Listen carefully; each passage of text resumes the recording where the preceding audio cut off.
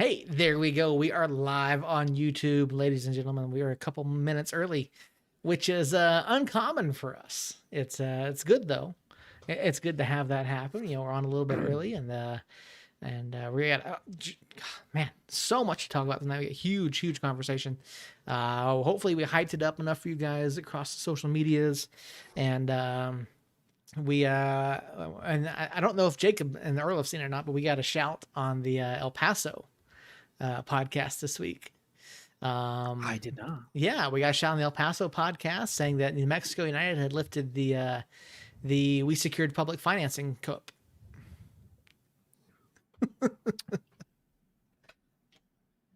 I thought we, as in me and you, or like Somos News, got a shout No, the club. But Harry shot us out on Twitter though. Hey. Yeah, he was probably talking crap because San Antonio looks like a world beater all of a sudden. I told you guys. I told you guys. I'm still not sold. And Earl, of course, is in the chat. Wait. I'm gone. Jacob shows up early. That's how we roll, Earl. That's how we roll. Earl would be with us, but they are having some power issues due to the weather out in his neck of the woods. Hopefully his power gets restored and he will be joining us here in a little while. Yeah, hopefully we're gonna have some folks join us here. Our goal for tonight, and we'll get into the show here in just a few minutes. We're gonna talk stadium. We're gonna talk New Mexico versus Tacoma, and the idea here is that we touched on the stadium a little bit last week, but we really wanted to get into it, do a deep dive this week, do a serious discussion about it. And whether you're pro stadium, whether you're anti stadium, we want folks here in the chat sharing their opinions, discussing it with us, and just to have that discussion. There's a lot of information going around, some correct, some incorrect. Like there's some takes that are going that I think are just absolutely ridiculous, and we talked about it a little bit last week. There's a particular Facebook group that basically saying it's misogynistic until we get a women's club and all this kind of stuff. And so yeah, there's just a lot of conversations, a lot of things that need to be talked about when it comes to the stadium. And yeah, I can't wait to get into that discussion. So it is 9:30. We are here. Jacob and I are anyway. And I think that's all of our housekeeping. Oh, no, before we get into the show, I do want to remind everyone that if you are here on the YouTube channel, please throw your questions and comments in the chat. We love to interact with you guys. We want to talk to you. We want to answer your questions. We want you guys to react to what we're saying as well. And we'll talk again. We'll probably go through some of this once we get into the show. We are still looking for additional content creators. If you are interested in writing, doing photography, doing podcasting, things like that, please let us know. If you are interested in doing social media management, please let us know.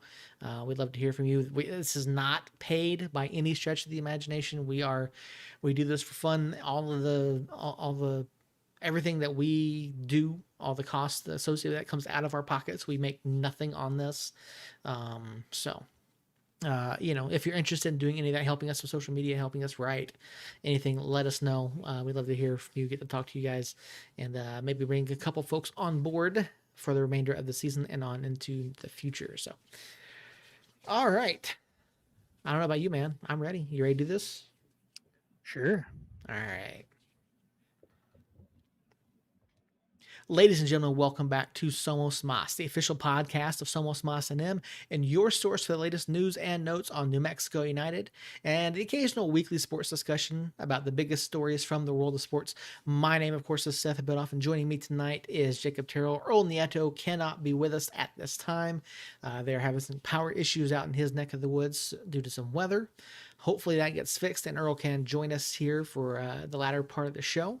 Lot going on this week, a lot of news, a lot of things to talk about. And, I kind of just want to skip the burning question for tonight.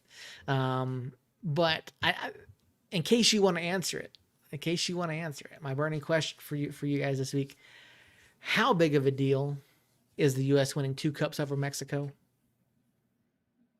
Oh man, that's I think that's. Do you want to talk about other stuff? Because I could talk about that for a little while. Uh, my short answer is big. Yeah. I guess. Yeah, I think it just shows that I mean we did it with basically two separate teams.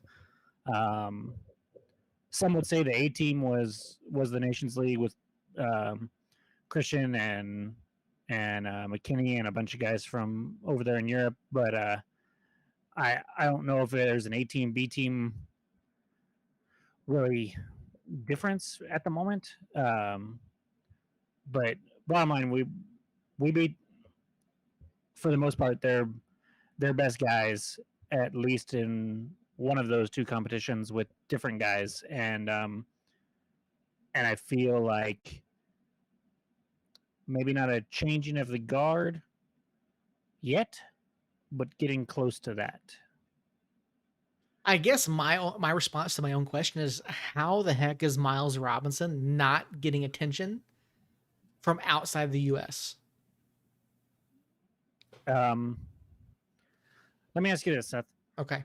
as the Atlanta United supporter of the group, why don't I know his name? Why didn't I know his name until this Gold Cup? What has he? Why hasn't he? Why isn't he an everyday or an every household type of name? Basically, what I'm saying is, has he done anything in the MLS, or is this like his coming out party? No, he has been Atlanta United's best defender for the last season and a half. He absolutely has been. How he is not a household name, I don't know.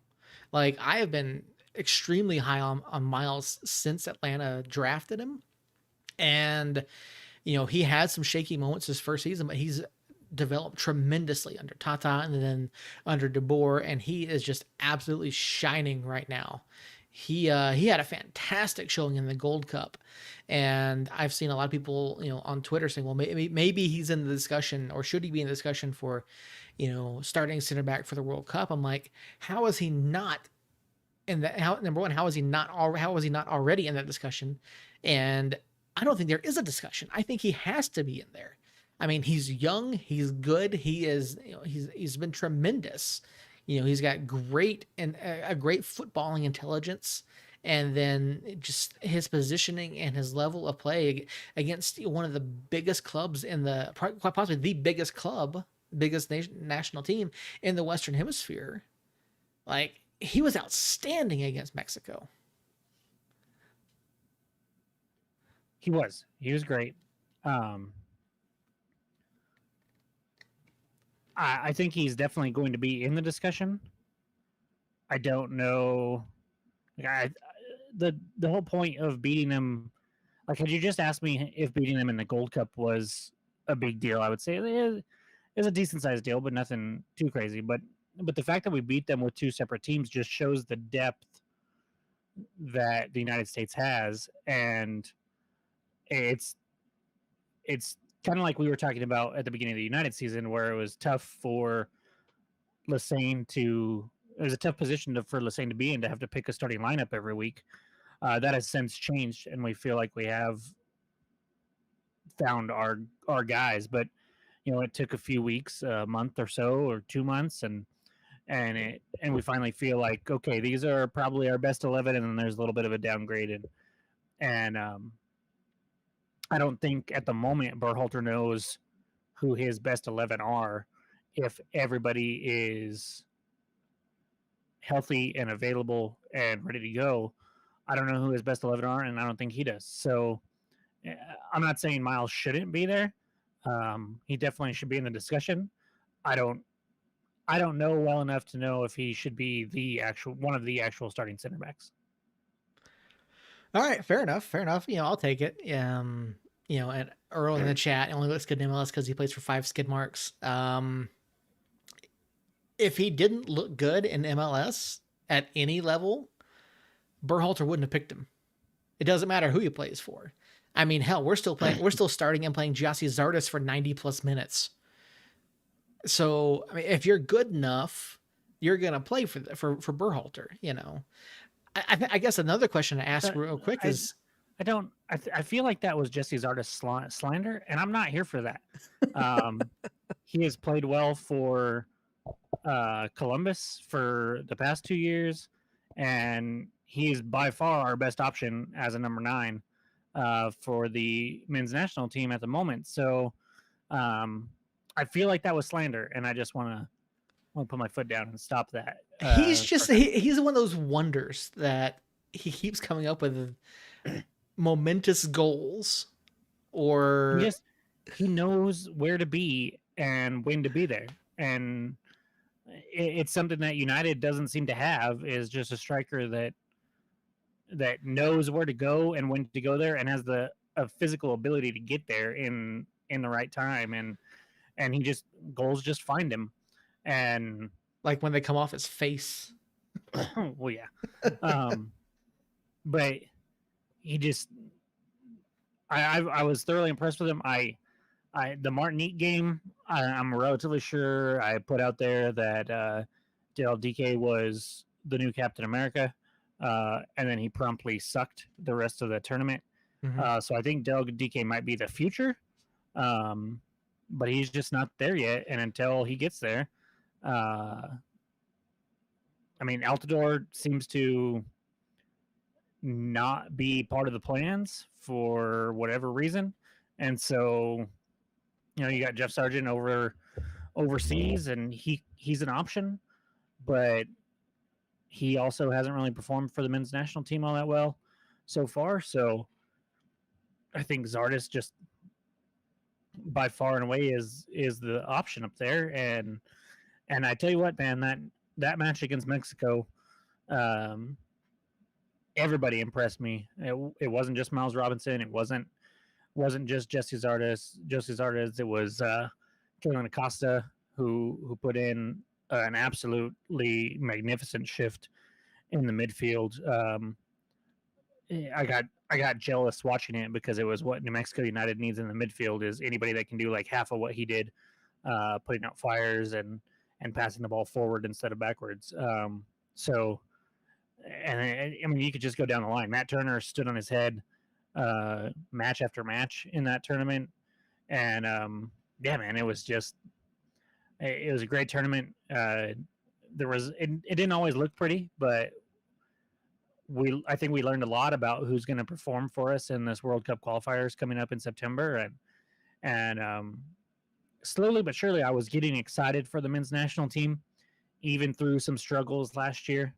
I felt like the talent was coming, and eventually it would gel, and I think we're seeing it kind of come to fruition, and just in time for World Cup qualifying, and hopefully, I mean, I'm not going to say we're going to win the 2022 World Cup, but I think we'll at least be there this time, which definitely is an improvement over 2018. And who knows? Maybe we get to the knockout stages and can, from the knockout stages. Once you get to the knockout stages, anything can happen. Single game, single elimination, penalty kicks. You never know. So who knows? I'm finally excited about it and looking forward to it. But I feel like we spent way too much time on that already with everything else we need to get to. So we'll probably need to couch that for now. All right, fair enough. I did have some other questions that I felt like we could dive into, but we can always do that another time. If you want to, it's fresh in our mind. I was gonna say, where do you think Matt Turner ends up now? Do you think he's the clear number one going forward, or do you think Zach Steffen is still the number one? Well, I was listening to the Extra Time MLS Extra Time podcast right after the match ended. Well, they recorded right after the match ended. I was listening to it on Monday, and one of them seemed to think that you go with the hot hand, and so I think if you're asking me for World Cup qualifying coming up, I think it's got to be Matt Turner. He allowed one goal, and it was a penalty in what 1, 2, 3, 4, 5, 6, 7 games, six games, 6 or 7 matches, and against some quality opposition, and made some fantastic saves. So it wasn't just that the defense, or it wasn't just that we held like all the possession and didn't give up anything. We gave up a lot of shots at least, and he performed very well. And then Stefan's been battling some injuries the last year or so. He's not playing every match over there for Man City. Um, he plays for Man City, so I don't like that. So yeah, I don't know. He's probably the most talented. He is probably who Berhalter would like to see. Stefan's a little bit better with his feet than Matt Turner. We saw Matt Turner look a little shaky at times in the Mexico's match, especially I think it was like the second or third minute.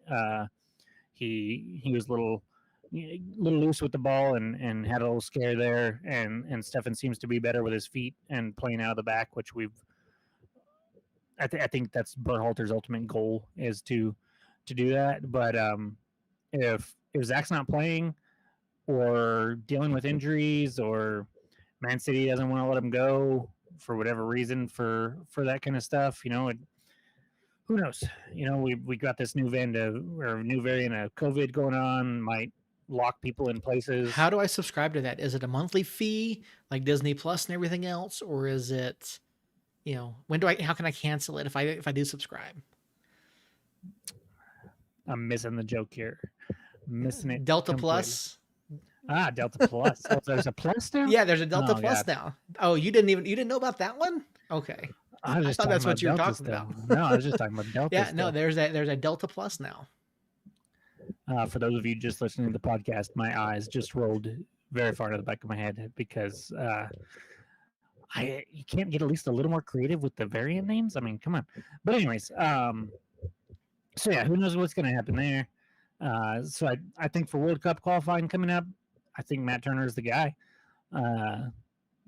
for sure. Unless Zach moves to a club where he's starting every match and looking really, really, really good, which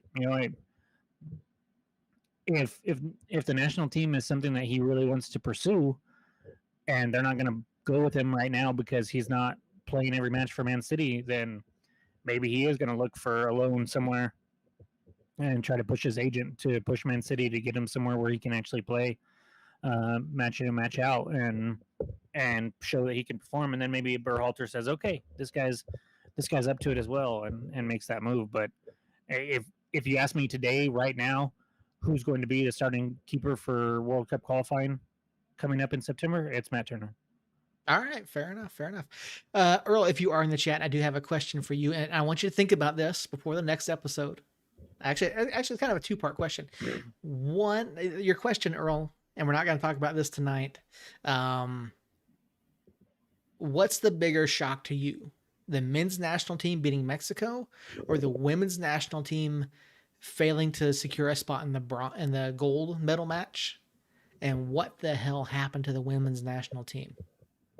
Think about that, Earl. We'll talk to you about that on the next episode. So, again, not gonna get into that tonight. That's some loaded questions there, and there's a whole lot to break down as far as what happened. Anyway, we do want to get to our show tonight. The things they did want to talk about. First and foremost, we're going to get to New Mexico United against Tacoma. They're playing to a 0-0 draw over the weekend up in Tacoma. First time we faced them since 2019. We went into this. We didn't really know too much about Tacoma this year. I went and did some more research after the show. I was really looking at things. They've been playing pretty darn well at home, and they are still unbeaten at home. They are I believe it's 4-0-2 now at Cheney Stadium this year, and I think maybe we kind of overlooked them a little bit. Expected a little bit less from an MLS2 side, but it was hard. It was hard to watch that match at times. Like, it was great to see Amando back. It was great to see David Najim back, but we just didn't have it. We just didn't have it at all on Saturday.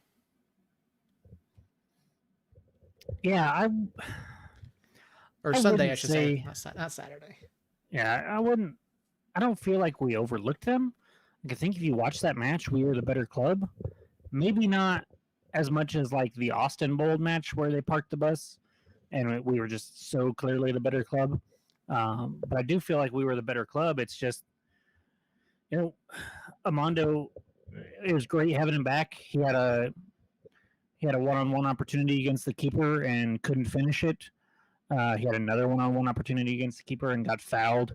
But I'll couch that for now.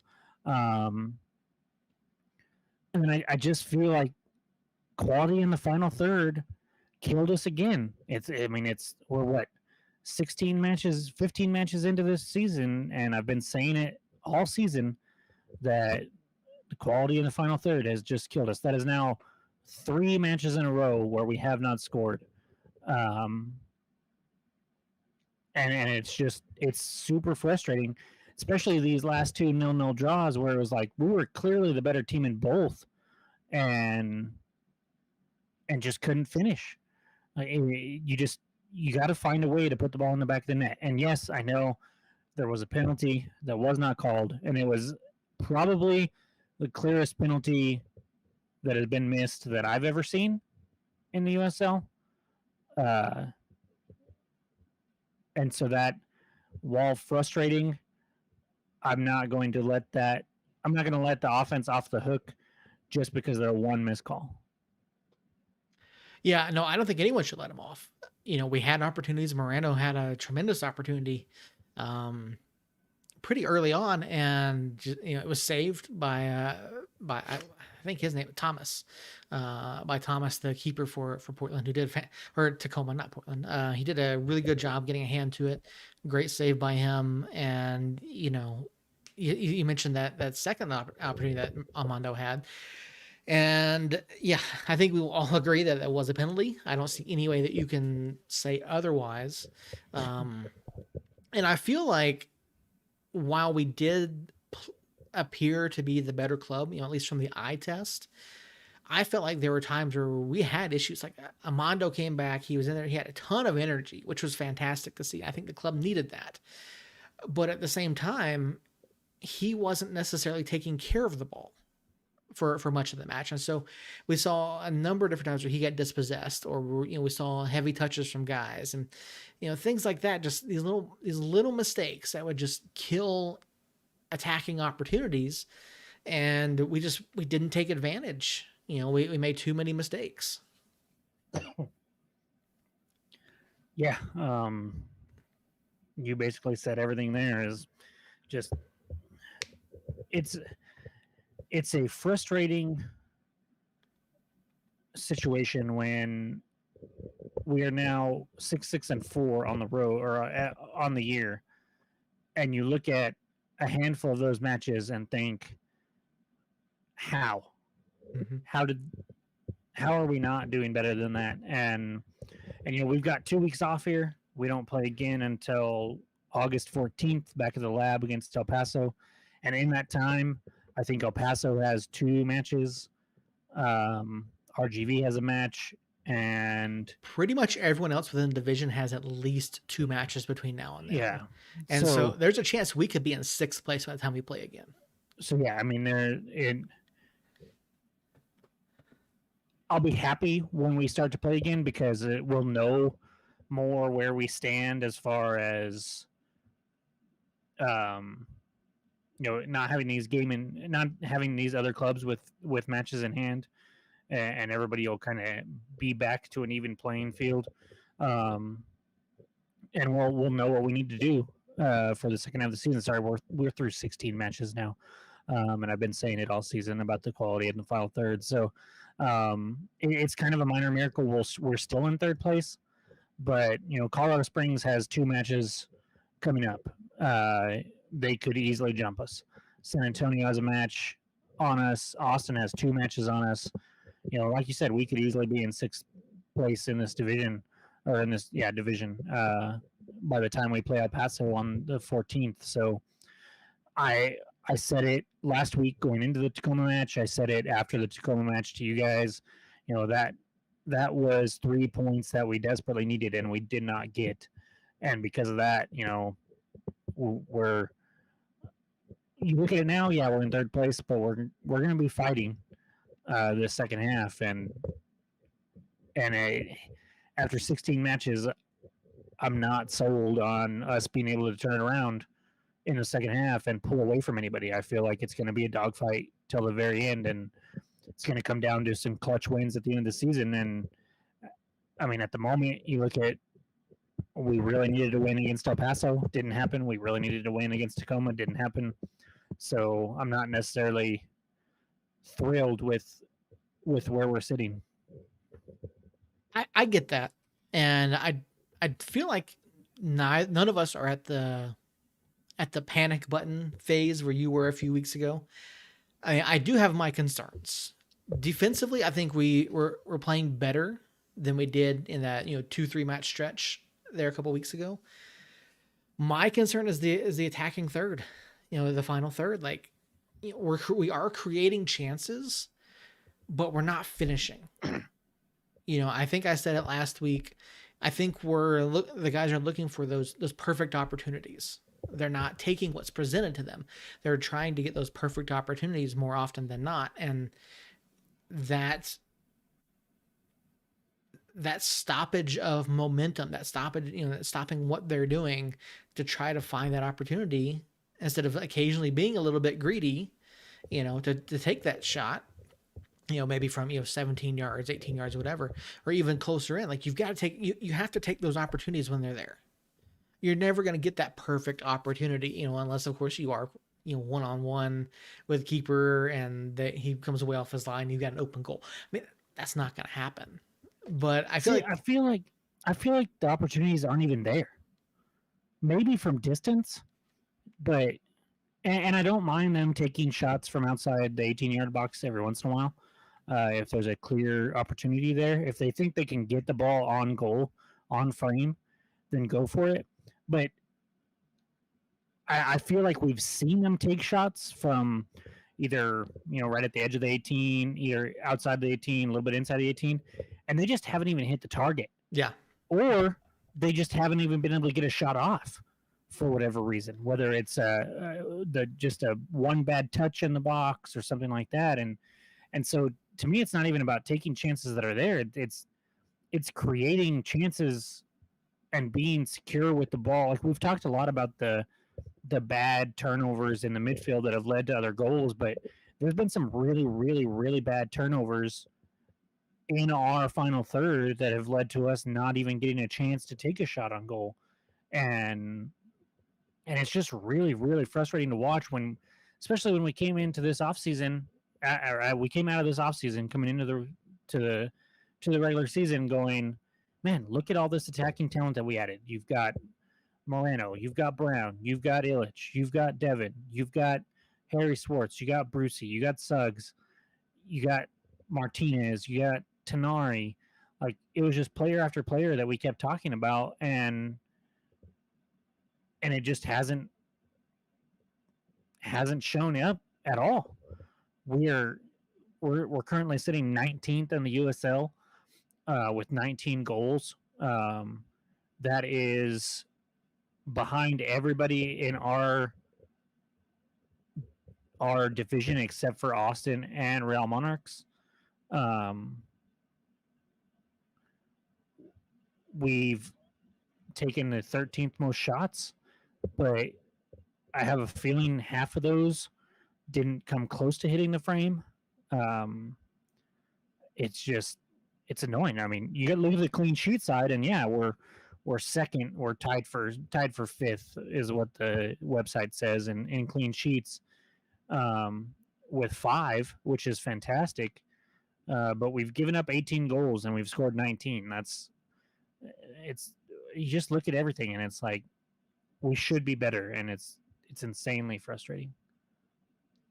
Yeah, no, it absolutely is. It's hard to quantify exactly, what the issue is. I mean, we talked to Troy a couple weeks ago during the post match, and him and Dev both kind of said, they felt like, they were generating more chances through the middle, that they were beginning to flow a little bit more, and that Dev felt like the guys were delivering the ball where he wanted it and how he wanted it, but we're still not seeing the end result, which is more goals. I don't know what has to be done. I think we need, maybe someone to step into that cam role and really, open up that middle of the pitch, draw some attention away from the box, maybe. to open up space for Dev and Ilya and the guys that that are playing up top. Maybe that's what it is. Maybe maybe playing off the wing isn't the answer all the time. Now we have some guys who can put in some fantastic crosses, but I don't know. We got to find a way to open up that middle a little bit more. To kind of step off the ledge just a little bit, step back from the ledge a little bit, and take a deep breath. We were without we're still without Harry, and then we were without Brown for a little while. Moreno was out for quite a while. Um, Maybe with a full Arsenal back, this was the first match that Mondo's back for. It's only the second one that Brown's been back for since he came back from injury. Maybe Harry comes back soon and we get him and Brucey doing their thing on the outside again, kind of going back and forth. I do feel like Brucey's been a huge bright spot so far this year. He's just looked fantastic in my opinion, but maybe with everybody back and everybody healthy, and this 2 weeks off that we have, I'm hoping Harry's back by the time we come back on the 14th. Maybe then things can start to turn around. We can start to get in a groove again and find some goals, but we'll see. It's something that we've struggled with really the last 2 years. There was a post on Reddit that had the last 3 years through 15 matches, and our goals for was way higher in 2019 than the last 2 years. So, and I think that kind of goes towards Kavan and Santi not being here and us having a hard time replacing what they were able to do. And so hopefully somebody steps up and can do that the second half of the season. Yeah, it'll be interesting to see what happens. Second half of the season, of course, starts with a bang next Saturday night at the Lab, 7:30 p.m. We do take on El Paso. USL Championship website has that as one of their 10 matches to watch or to circle in August. They have that and the Phoenix match for us as matches that you need to keep an eye on. So we will, of course, be out at the Lab on the 14th, covering that match live for you guys, and so we'll give you guys a little bit of maybe a little bit of a preview next week. We might take next week off, but we'll see how that goes. But anyway, on to the meat and potatoes of this week's show. We mentioned it last week. Mayor Tim Keller and Peter Trevisani announced ahead of the previous El Paso match that New Mexico United and the mayor were going to be putting forth a bond proposal in front of the city council last night for them to review and vote to decide if it was going to be added to the ballot in November. The vote on whether or not to add it will come later this month, but the bond was sent before the city council last night, and the city is looking for somewhere, I believe it's $50 million in bond money for a proposed, and according to an article I read, that will include purchase of land, and let's see. Go towards acquiring property for a public stadium for multiple uses, including but not limited to professional soccer events. The money would also go toward designing, developing, erecting, constructing, and otherwise improving the stadium.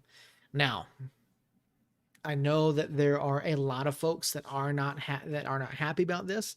You also have a lot of folks that are extremely happy about this. I think I can speak for myself, Jacob, and Earl when I say that we are all absolutely excited about this. Jacob and Earl unfortunately don't live inside the city. They won't have a vote on this when it comes time to November. Should it be on the ballot?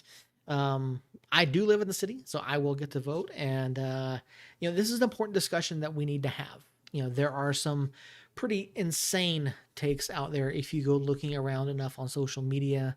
Earl mentioned it last week. There is one particular Facebook group that is basically called the Club Misogynists. Until they get a women's club in there, and has basically been denouncing the stadium and the bond proposal. And there have been some other individuals and groups doing the same. And honestly, I think it's kind of strange that most of the articles that I've seen that have come out about it have been largely negative, showing negative reaction from folks. I mean, so let's start right there. I mean, Jacob, what is your reaction to the the negative response that has been received so far to the announcement of the stadium? Well, I'm going to ignore the page that you mentioned and Earl got into it with, because I just feel like their argument is a bucket full of holes that can't hold water. So uh, as far as other arguments that I've seen, it basically boils down to people saying, let the owners pay for it themselves, which is something that we've heard my whole life, basically, when it comes to sports stadiums, for MLS, MLB, NFL, you name it, basically. And I've heard at least one argument for let the owners pay for it, which, sometimes in certain situations I think is the right call. But in this one, um, it's pretty simple to me. It is not for an MLS club. It's not for it's not an owner of an MLS club. It's not an owner of, it's not David Beckham. It's not Jerry Jones. It's not Al Davis. It's Peter Trevisani and Co. And while they have money, yes, they they're not near as wealthy as some of those other people that can go ahead and do that for their own team. So if if we want nice things in Albuquerque and New Mexico, then we have to be willing to pay for it in some way, shape, or form. And really, it's a $50 million bond that is a loan that will be paid back by New Mexico United, um, much very very similarly to the Isotopes Stadium and what they did, and they paid theirs back even faster than they were supposed to, which I would imagine is going to be the case for United as well, with the outpouring of support that they've had all year, or for 3 years now. It's Will it affect taxpayers in some way, shape, or form? Yes, it's going to. Uh, how much? Not very. And is it worth it? Yes. It's. I understand the people that don't watch the soccer matches, that don't care about what has gone on the pitch for New Mexico United.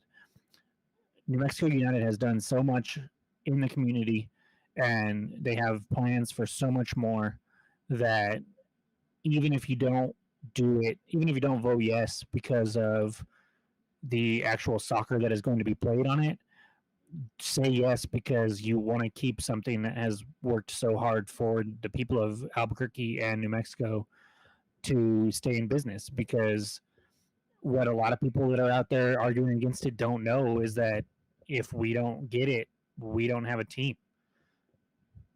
You Yeah, saw that Fresno, you saw Reno, both clubs that had a decent support, and we're good on the pitch. Reno a little bit more so than Fresno, and they both went under because they couldn't get this support for a stadium or a plan for a stadium. So it needs to be announced, and people need to realize, and we as supporters of this club and what this club is doing, need to, one, have these conversations and be respectful and level-headed and not rude or off-putting. And you need to tell them the facts of, hey, I understand your apprehension towards it, but look at this. If we don't have one, United doesn't exist. If United doesn't exist, the Somos Unidos Foundation doesn't exist. The Albuquerque or the United Academy doesn't exist for younger players. These camps that are going on right now throughout the summer don't happen. Just all of the support for the community is gone as well. And this thing that has brought in so many New Mexicans together, New Mexicans that don't always see eye to eye. I mean, there are a lot of things that a lot of the fans believe and agree on that I don't agree on, and then I'm kind of outside. Or I'm kind of on the other side of the spectrum as far as a lot of things that that a lot of supporters believe in. But I love every single one of them because of New Mexico United, and without New Mexico United, that community and that unity for all of the fans is gone. Uh, maybe it'll stick around for a few years after United goes. Maybe we can rally around something else, but United has the power to stay a big deal in this community for a long time if the community lets it. And step one in the community letting it be a part of it is having this bill pass or this bond pass on in November. Yeah, a lot of great points there. And Adam in chat says we don't have billionaire owners either. No, we absolutely don't have billionaire owners. And I've been doing a lot of research looking into this, and growing up where I did outside of Atlanta in my 36 years, 37 years almost on this planet, I've seen 4 different stadiums get built in downtown Atlanta. Turner Field was not built in a fantastic part of town. The Atlanta Braves did nothing to help improve that area, which was really, really sad. Like, I love going down Turner Field, but that area was just such a bad part of Fulton County. Like, it was terrible. I mean, they built it right across the street, basically in the old parking lot from Atlanta Fulton County Stadium is what they did there. But they didn't do anything to help build up that area. I saw the Georgia Dome go up. And come down. I saw the Benz go up, which cost $1.6 billion. Phillips Arena got built in my time over there, and so looking at what United wants to do, looking at this proposal, looking at I was looking at some of the more recent stadiums within the USL Championship. Lynn Family Stadium, one of the newer ones within the league for Louisville City FC. That cost them like 61, I think, according to the Wikipedia, 65 million. That was a public and privately funded construction project there. The city put up some of it, and private investment put up some of it. And now, yes, the city is looking for a $50 million bond. But, we've talked to Peter. We've sat down with Peter. I have a recording of Peter saying, hey, yes, there will be public financing. Yes, there will be private financing. And this is a bond that you said the club, like you said, the club will pay back. The same thing happened with Isotopes Park. I did some digging on Isotopes Park when the Albuquerque Sports Stadium was originally built. That cost $1 million. That the city paid for in bonds.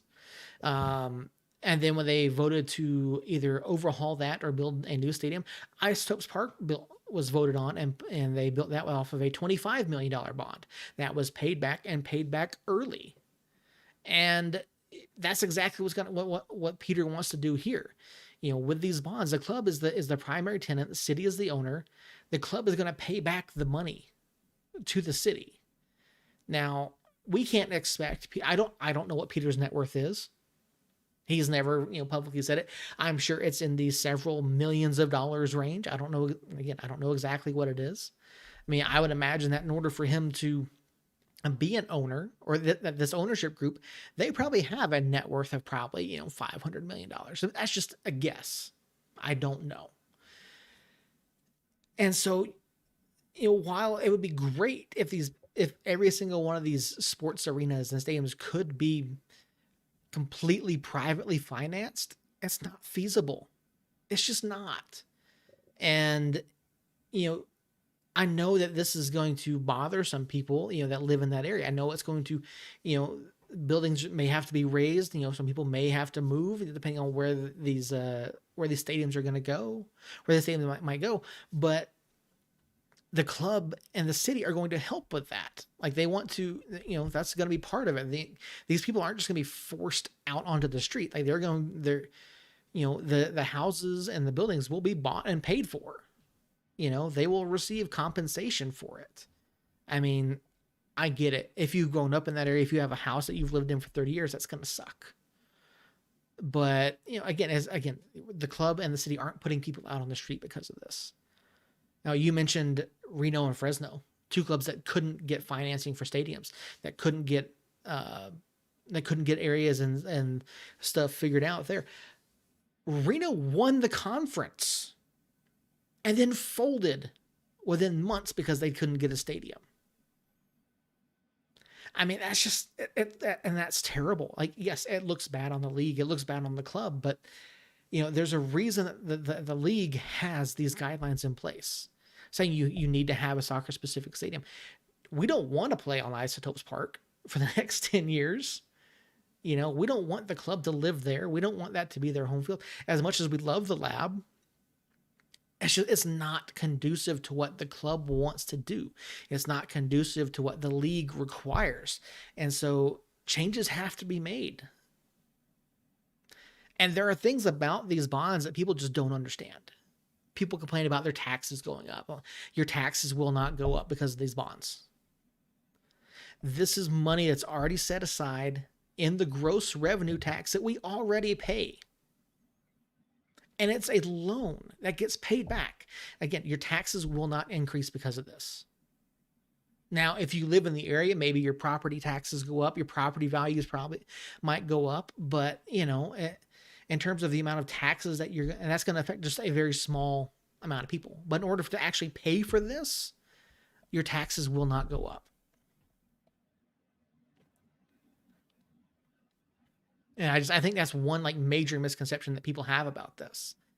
And then I've seen people, and here's another complaint that I've seen a fair amount of, and it was once again posted in the New Mexico United Nation on Facebook, is use UNM, use the football stadium. I've seen people suggest a soccer complex. Now, you and I both know, and anyone listening to the show knows, I'm sorry, but that's a terrible idea for any number of reasons. I wouldn't go far as saying it's a terrible idea. I think if you don't know what you're talking about, it makes perfect sense. But unfortunately, when you know that USL requires your own soccer specific stadium, those options get thrown out the window. The football field gets thrown out the window because of the turf. I think we could eventually do it, or we could do it if we needed to in a pinch. But that stadium also holds what, 50,000? I think it's 35, but I can double check. I think that sounds right.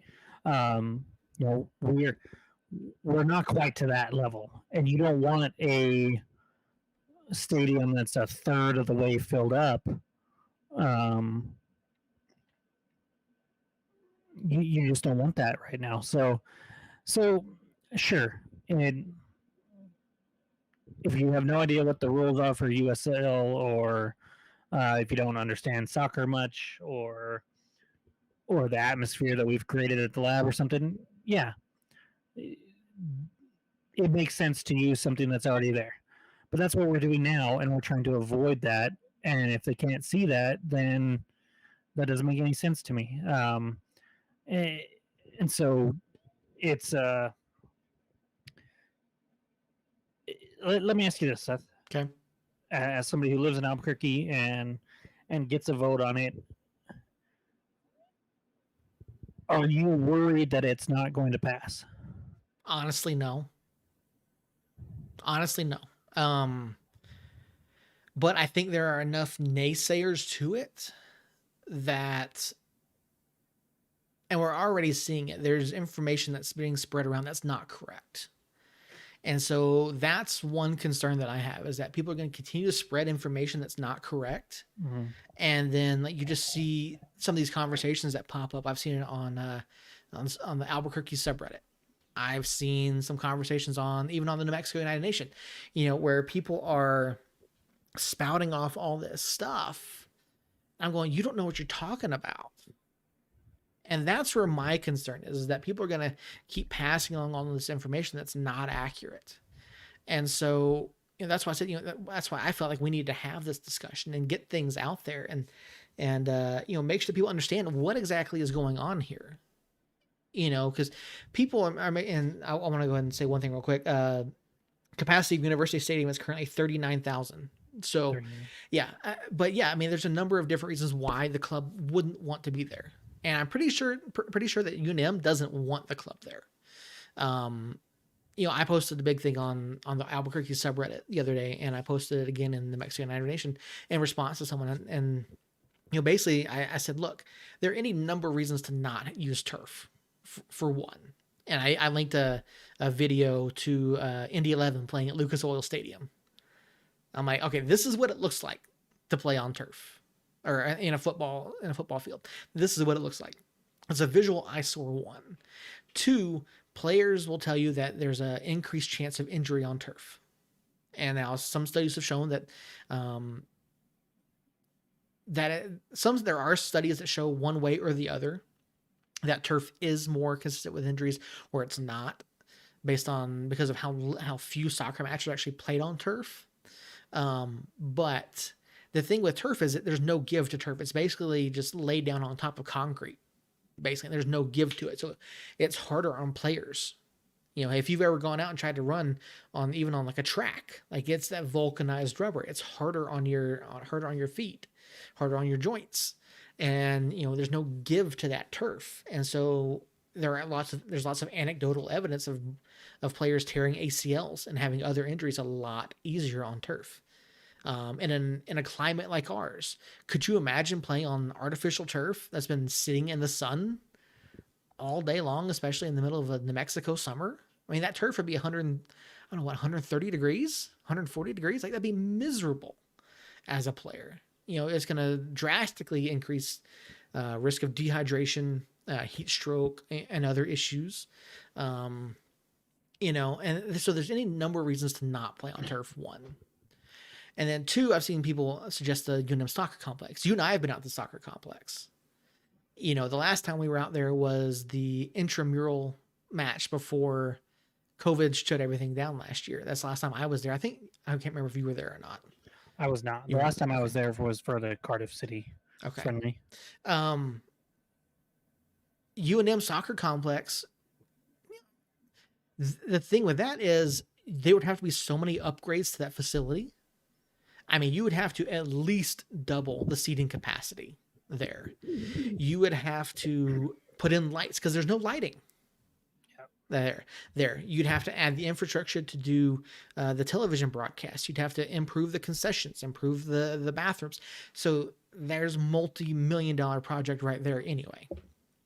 And we all know that UNM is not great at managing their money, especially when it comes to the athletics department. So there's any number of reasons to stay away from the UNM complexes. I've seen people suggest Nucinda Community Stadium out on the west side. Again, it's a football stadium. I believe it has turf. And I don't believe it has the infrastructure necessary I believe the seating capacity is only 7,500 for one. So it doesn't meet the USL seating requirements for a championship level side. It doesn't have the infrastructure for TV. It doesn't have the concessions. It doesn't have, so there need to be upgrades made there as well. Yeah, actual seats added as well. Absolutely. Another great comment there in chat. And so there's a lot that would have to be done at any of these alternate locations that people have suggested that are going to cost money to do no matter what. But with the stadium downtown, yes, there will always be issues whenever you build a stadium. Traffic and increased foot traffic and things of that nature. But what Peter and the club want to do, they want to invigorate the area, not just the stadium. They want to build around it. And I think that's a phenomenal thing. And I think Peter and the club have shown already in 2.5 seasons that they're committed to the community here and helping to improve it.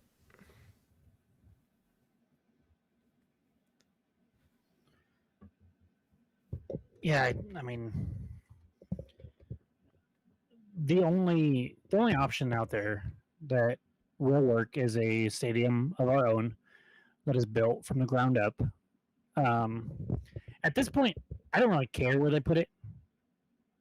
Um, I understand the top two sites that the study said would require businesses and houses to be moved, sold, and people to be displaced and stuff, and that sucks. Um, and if you are one of those people that have a business or a house there that needs to be displaced, I completely understand why you don't want to get rid of it, and that's fine.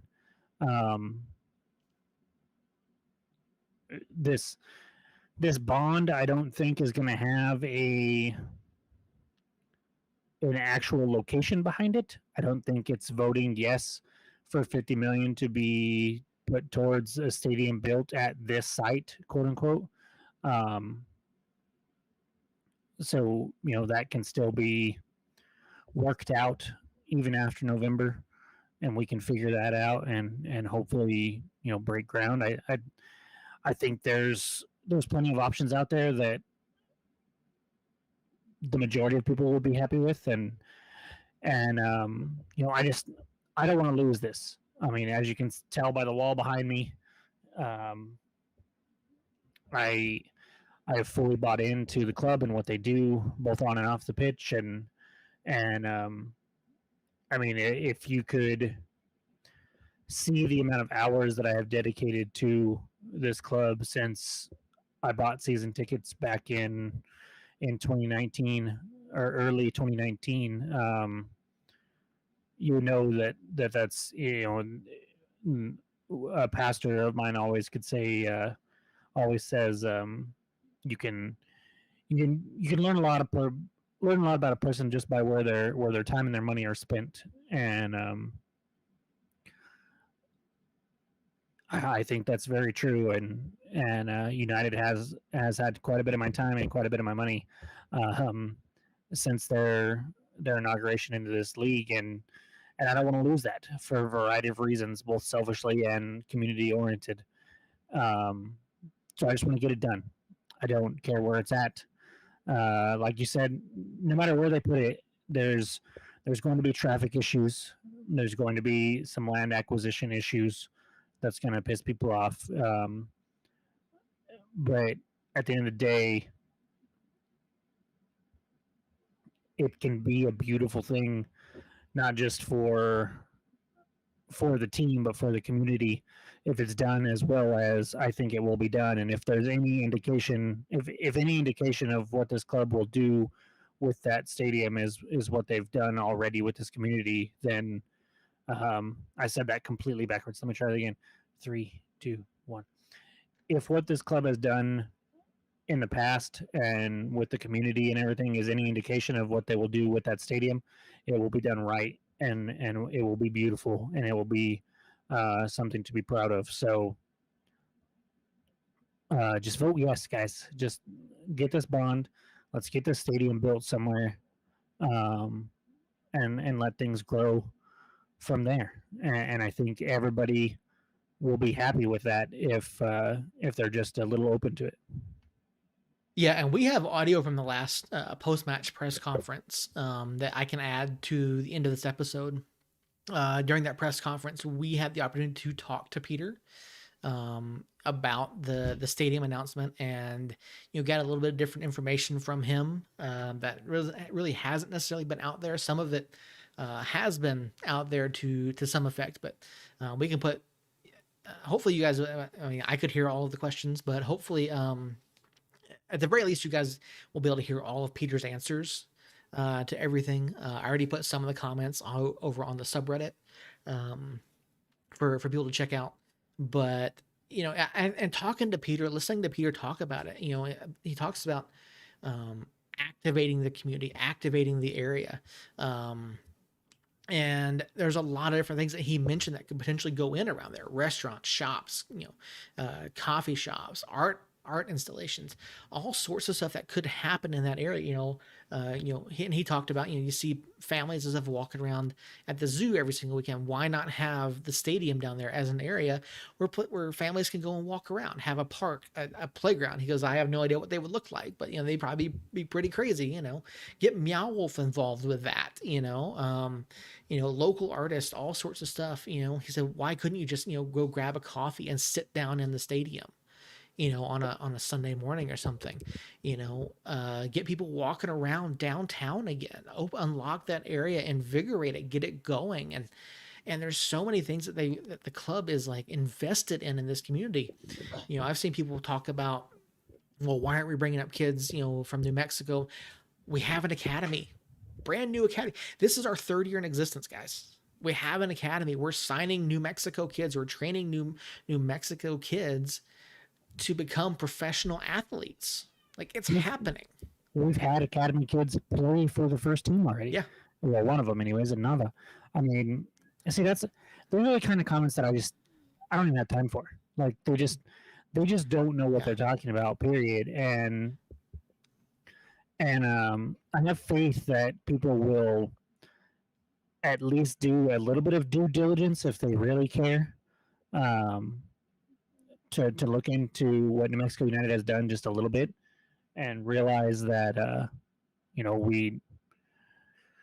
we're getting there. That they're, like you said, it's year 2.5. We're in halfway through year 3, and they're already working on a bunch of different things. So as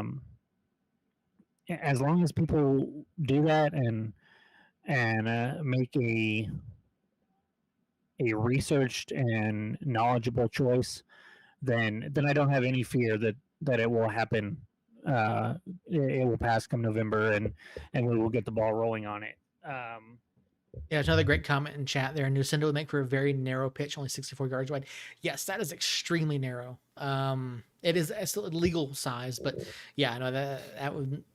I mean, playing on a baseball field is hard enough as is. I mean, dealing with the infield and all that kind of stuff, but you ever watch teams like NYCFC play, or even some of the other converted baseball stadiums within the USL Championship? Like, it's not a good look. It's just not. And then playing on a very, extremely narrow pitch drastically changes how teams play. But yeah, looking at the stadium and what they want to do, like, there's just so much that Peter's talked about and things that they could do and things that could happen if we had this stadium. 2 years ago when New Mexico United made their Open Cup run, we couldn't host a single Open Cup match because of Isotopes Park, because we had nowhere to do it. If we had a stadium, we could bring in, if say an Open Cup run happens again, we could potentially see clubs like FC Dallas, Minnesota United, or some of these other clubs come into New Mexico, come into Albuquerque and play. You could see MLS sides. We could probably, we would probably have opportunity to see more friendlies like we did with Cardiff. See things like that, like, bringing in English soccer to Albuquerque. That's a huge deal, guys. Like, having the opportunities to do these things. And then, and again, Peter's talked about it. The stadium isn't just going to be lit up for 20 nights a year and then sit there quietly for the rest of the year. I mean, you could do stuff year round in this stadium. You could have state high school soccer championships. You could have concerts. You could have outdoor art exhibitions. You could do all kinds of stuff with a new stadium that you can't do at Isotopes Park. Does anyone like watching, high school championships being played out in Newsenda on a football field? I, for one, don't. I want to see them. Could you imagine, 6, 7, 8, 9,000 people coming in and watching high school kids play it in a professional stadium? The experience for those kids playing in that stadium, like, that'd be incredible. And then to address the comment that I've seen made a couple of times about a women's team, we shouldn't do this until there's a women's team. Peter came out and said in the interview, the post match that we had with him a couple weeks ago, the club is in talks with multiple leagues to field a women's team. I mean, we just had a women's team here in Albuquerque FC. Now, unfortunately, they're not playing, anymore. But you know, there are opportunities there that the club could do this, and they want to do this. I mean, the club has been very outspoken about diversity and building up women in the world of soccer, whether it's front office or on the field. We've seen Anna. Anna got signed to the high performance program. I believe she was the first signing, right? I could be wrong. Yeah. So the club wants to do these things, and the stadium just helps them get there that much faster.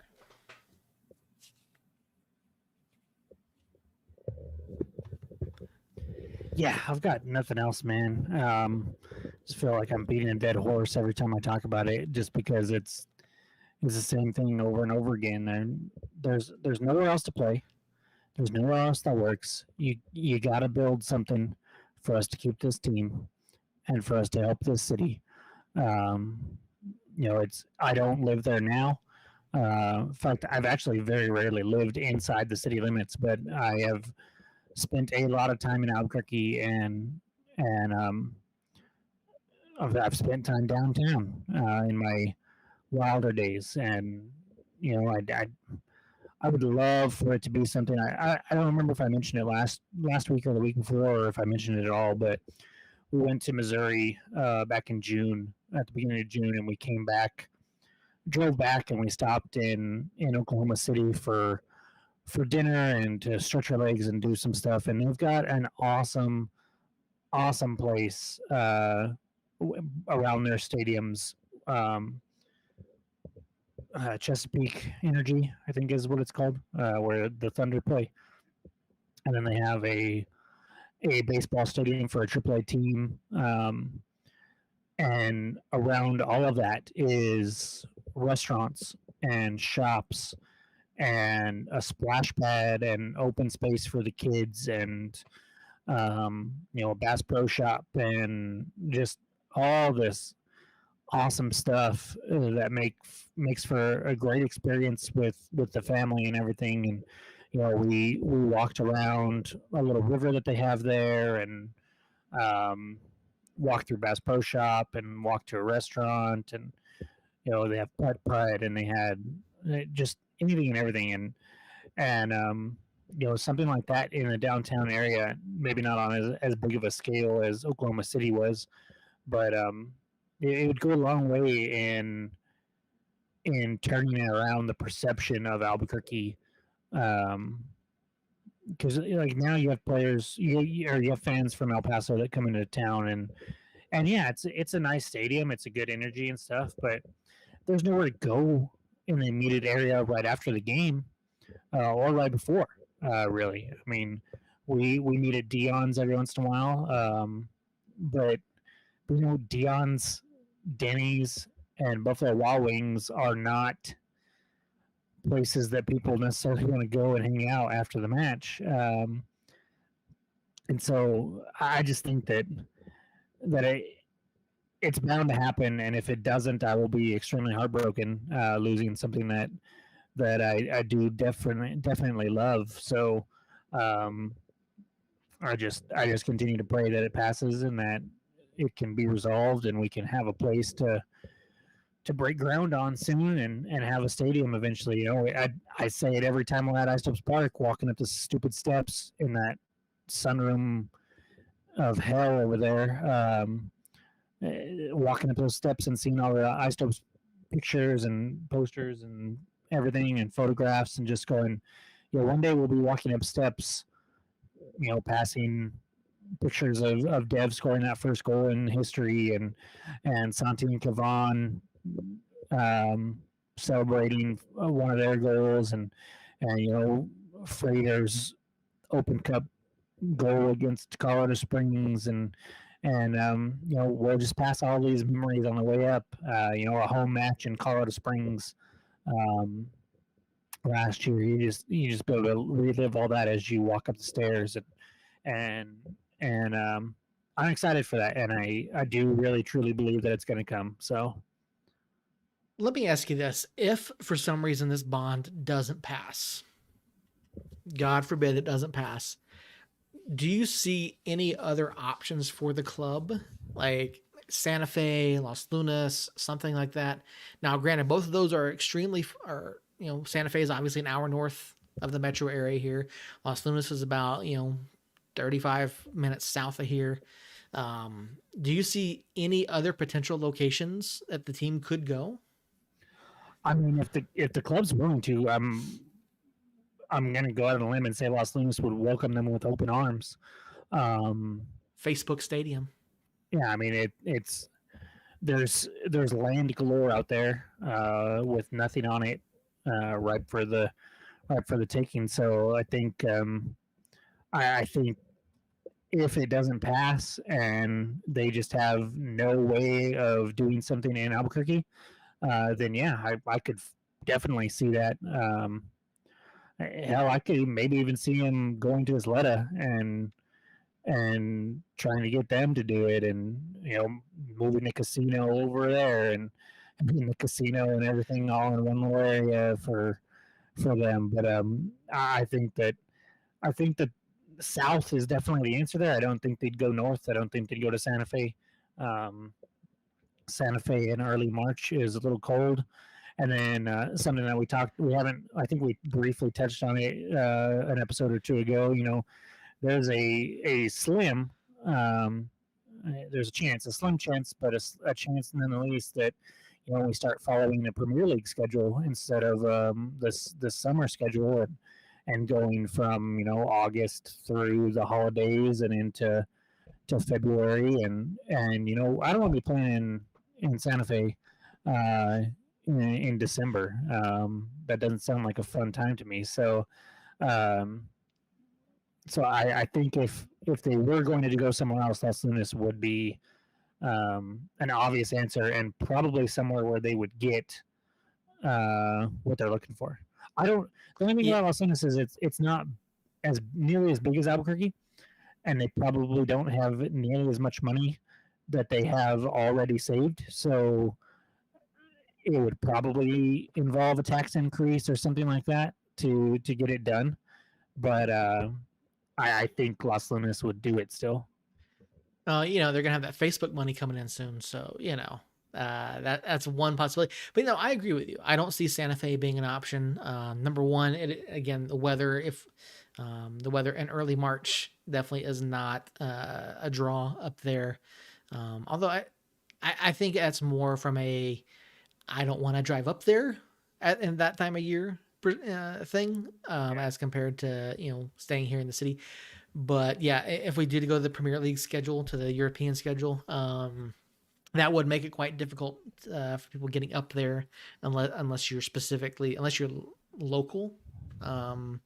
There, let's see, a modular stadium if all else fails, like Phoenix Rising. That's another possibility too. I mean, there's options out there. I mean, there are. It's just it would be unfortunate for it to not be in the city. But yeah, I agree. I think it would have to go south of here.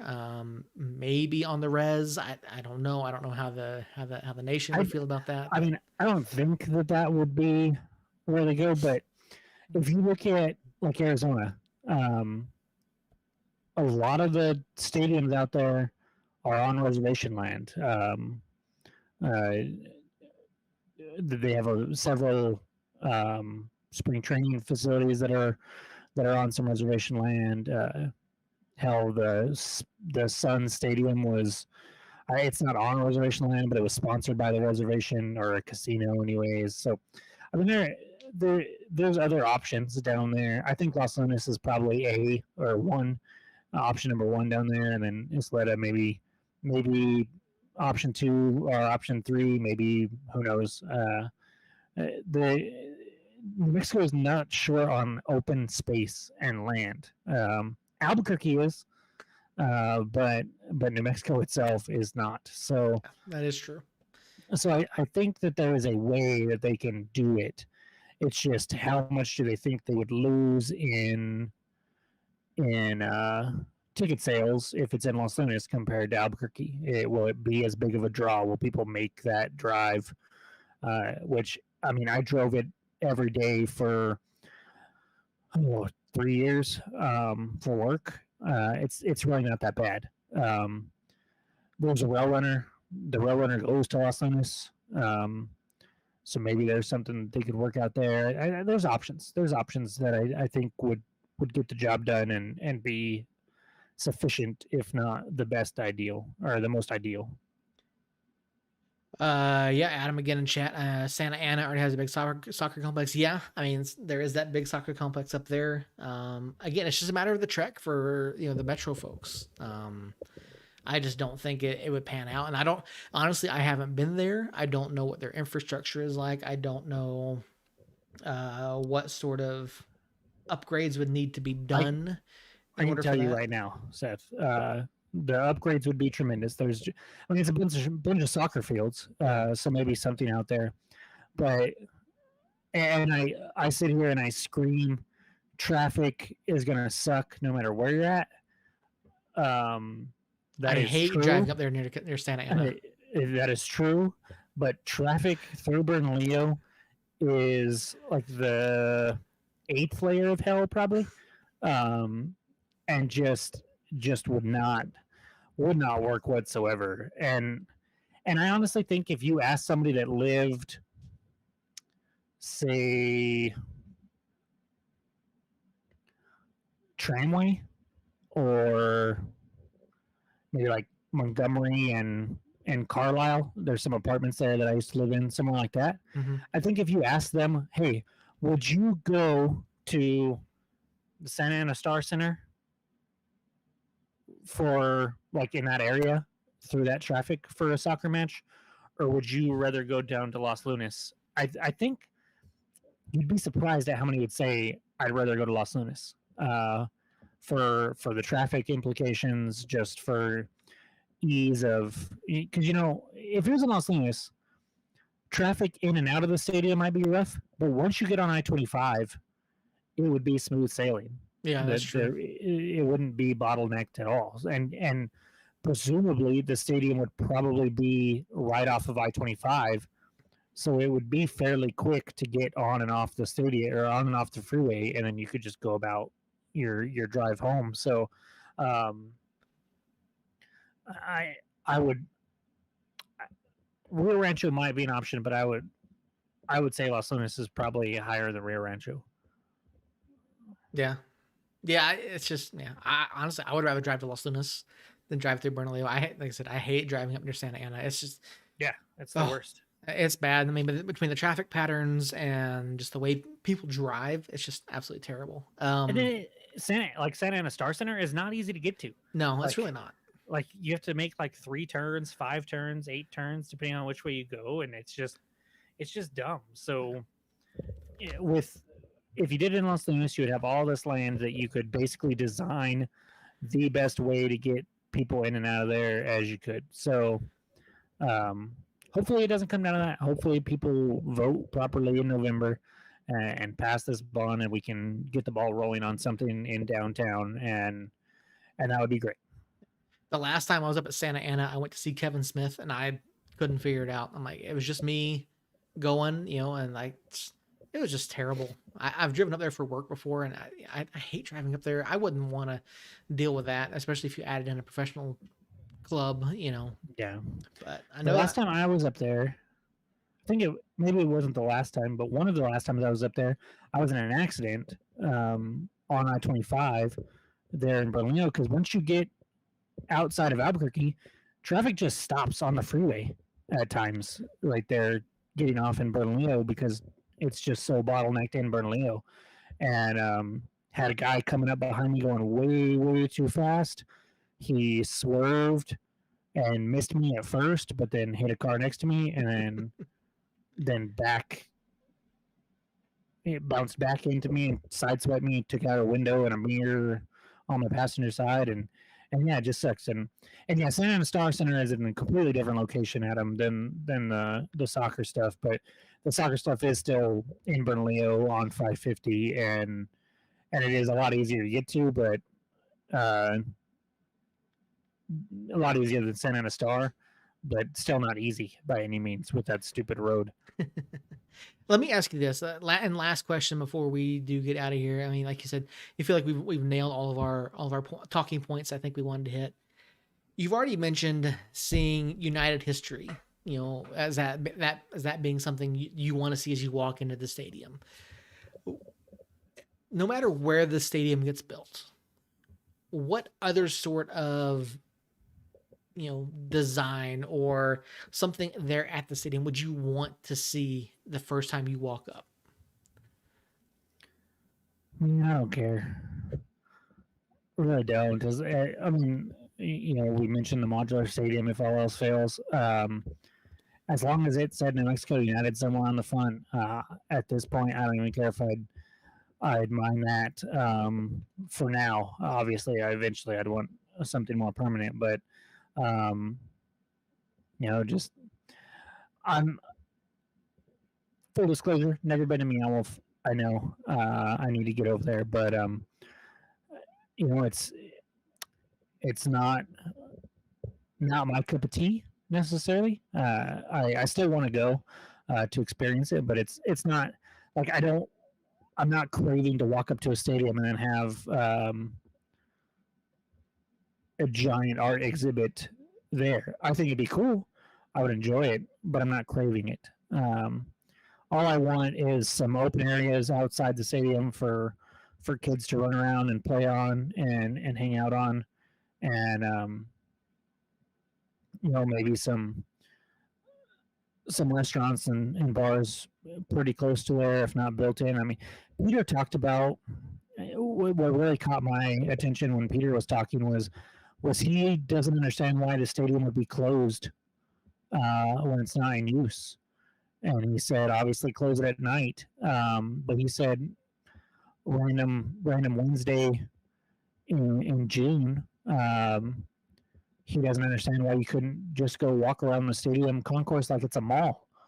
And that it's not necessarily an answer to what you just asked me, but it triggered something in me that reminded me of what he said that, and that one is a mind blowing concept for somebody who's been a sports fan his whole life and has always thought, oh, I'd love to go tour a stadium. The idea of not having to tour a stadium and just being able to walk in on a non-match day and walk around and go to the team shop and go to a bar or get a beer or a burger or something like that, and be able to let the kids play on the concourse. And he said even the field would be available. I don't know about that, but just to have that and maybe have fields outside the stadium where we could go play and stuff, and just have it be like this giant open family friend, bro place to go hang out, would just be fantastic to me. I don't need any one particular thing. Just I would love for it to be like that. All right, fair enough, fair enough. I get that, and I think maybe the bronze statue of Dev out front might be a good thing to have, but not Dev though. Not Dev. Dev. Just his dreads. Okay, just the dreads. Just the dreads. Okay, just the dreads. There you go. Just in honor of his haircut, and not a statue, just his dreads, like literally the hair that he just cut off, just hanging out there, or maybe a statue with the real dreads hanging off of it. Bronze the dreads. No, just the dreads there. Okay. Just bronze him and then attach the actual hair that he cut off to the statue, and just have it there for years. So before we close out, I was just scrolling through the presentation that was put forward. Being put forth to the by the CAA Icon, the feasibility study, and I don't know if we knew this or not, but so we know Queensboro FC is coming. We know Monterey Bay is coming. Did you also know there's going to be a USL Des Moines, and a USL Rhode Island? I think so. I think we knew Des Moines, but I for sure know Des Moines. I'm not sure I knew Rhode Island, but yeah. 2023, 2 more clubs. Yeah, it's a league that people want to be a part of right now, and I think that with the right leadership in place of the league, it can do a lot of good things. And I think Jake Edwards, well, he's not perfect, but he's done a fantastic job in growing this league and becoming a league that can eventually be sustained and grow and thrive and be a solid second tier soccer league in America. Yep. Yeah, I mean, USL Championship's growing. It's been, expanding its reach. I mean, they just announced a broadcast rights deal in Italy.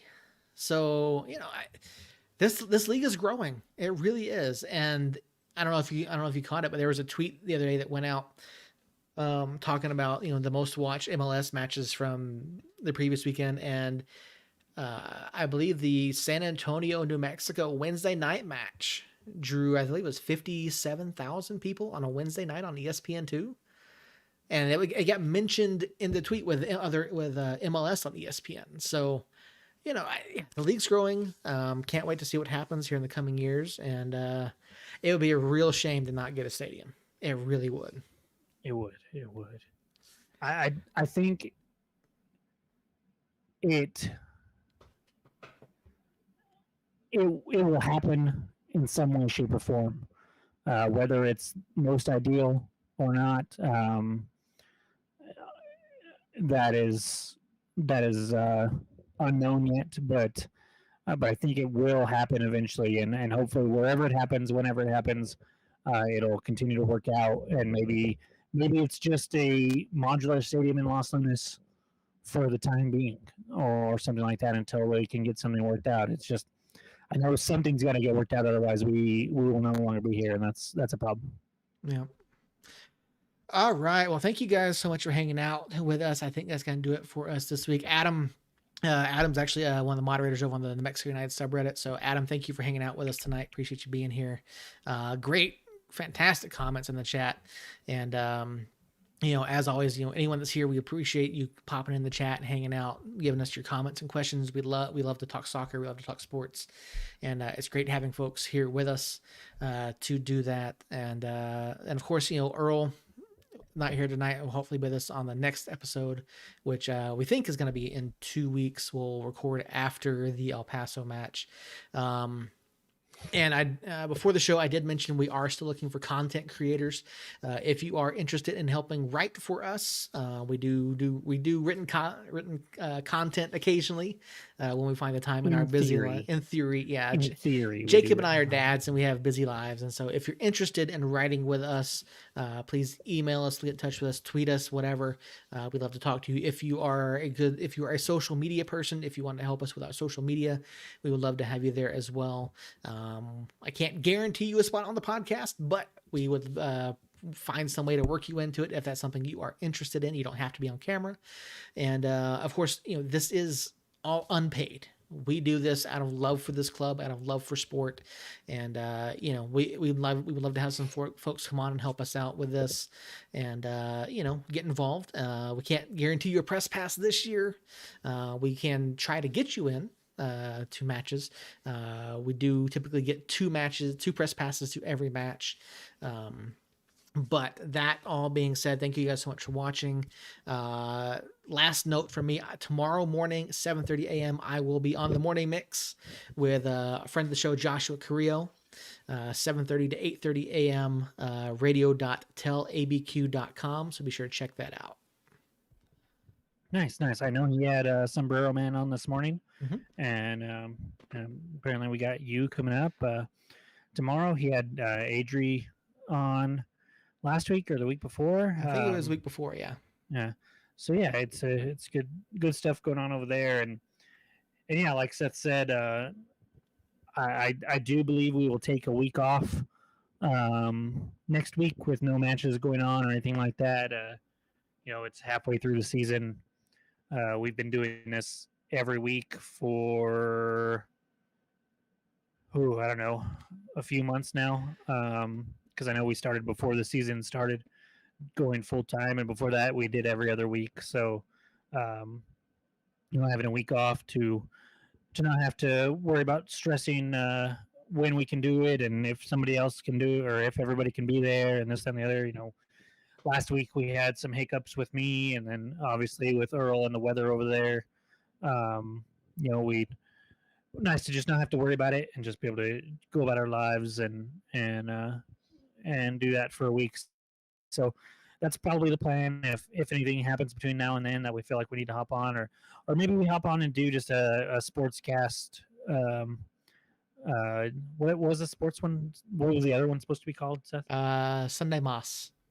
Yeah. Maybe we do that. We got we talked about the men's national team a little bit. He asked a question about the women's national team, but we didn't get to it because we could be here for a while and don't want to do that. So maybe we do something like that. Maybe we don't. We'll just have to see how everybody's feeling next week. But Tuesdays 9:30 here on YouTube, and then the podcast comes out usually Thursday, maybe Friday, depending on Seth's schedule. And yeah, well, hopefully we'll have all three of us here next time. Maybe a special guest. I know an El Paso friend of ours wants to come on, and it does look like this is our last El Paso match? Yes, it is. Oh, but dang, that'll be nice. I hate them. But we got some other teams coming up that we wouldn't mind trying to get somebody on or something like that. So if you can get up early-ish and listen to Seth on Josh Carrillo's thing he's got going on there. The morning mix. Yes. The morning mix. And other than that, guys, we'll be back in probably a couple weeks to talk about the El Paso match and hopefully 3 important points that we can pick up there. So for me and Seth and Earl, who obviously isn't here, thank you guys so much. Thank you, Adam Montoya, being in the chat and dropping some good comments in there, and we will catch you guys here in a bit. All right, Somos Unidos, guys. All right, YouTube, that's gonna do it for us. Thank you guys so much for watching. Adam, thank you for hanging out, man. I appreciate you. Anyone else in the YouTube chat, go check out Reddit r/New Mexico United, and Adam and I are both moderators over there. Lots of really good discussion about New Mexico United. There are match threads up, pre-match threads, post-match threads, and live game threads where you can discuss, especially they get a lot of action on the away matches. So go check those out. And we will talk to you guys next.